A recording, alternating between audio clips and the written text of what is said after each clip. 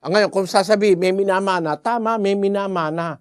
Yung bahay at kayamanan. Pero kasalanan, hindi. Yung sinasabing pinamana raw ni Adan yung original sin. Original sin. Wala nga sa Biblia original sin eh. Ano ba ang original sin?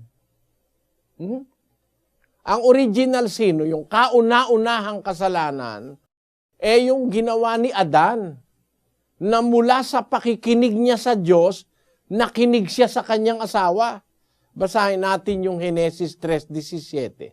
At kay Adam ay sinabi, sapagkat iyong dininig ang tinig ng iyong asawa at kumain ka ng bunga ng punong kahoy na aking iniutos sa iyo, na sinabi, huwag kang kakain niyaon, sumpain ang lupa dahil sa iyo. Ang sabi ng Diyos kay Adan, kay Adan ay sinabi ng Diyos, sapagkat dininig mo ang tinig ng asawa mo at kumain ka ng bunga ng punong kahoy na aking iniutos sa iyo na sinasabi, huwag kang kakain niyaon, sumpain ang lupa dahil sa iyo. Dumating ang sumpa dahil sa ginawa ni Adan. Ano yung ginawa niyang unang-unang mali niya? Dati nakikinig siya sa Diyos. Nung lalangin siya ng Diyos, mag-isa lang siya, nakikinig siya, sumusunod siya.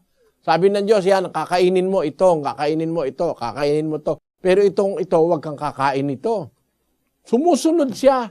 Sa buong panahon na wala pa si Eva, dumating yung pagkakataon, tinukso ng demonyo yung si Eva.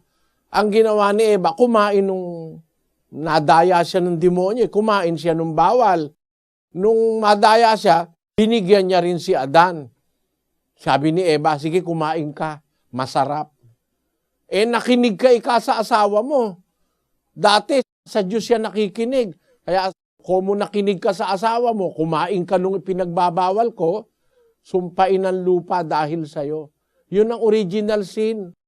Yung hindi ka makikinig na sa Diyos, makikinig ka na sa iba. Gaya ni Adan, nakinig na sa asawa niya, hindi na sa Diyos. Yun ang original sin. Paano mo ilalagay sa bata yun? Bagong panganak na bata, may original sin, nakikinig sa asawa. Wala namang asawa pa yun. Ang prinsipyo ng hustisya ng Diyos, pag ang tatay mo nagnakaw, hindi ikaw ang huhulihin.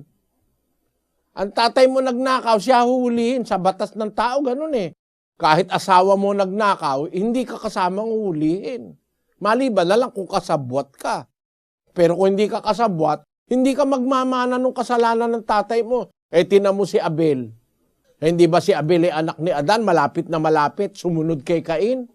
Si Cain masama, pero si Abel ba masama? 11:4 ng Hebreo. Pakibasa kapatid na Daniel. Sa pananampalataya, si Abel ay naghandog sa Diyos ng lalong mabuting hain kaysa kay Cain. Sa pamamagitan nito'y sinaksihan sa kanyang siya'y matuwid na nagpapatotoo ang Diyos tungkol sa kanyang mga kaloob. At sa pamamagitan nito, patay na siya ay nagsasalita pa. Kahit yung tatay mo yung masama, hindi ka naman masama, paano ikaw magmamana ng kasalanan niya?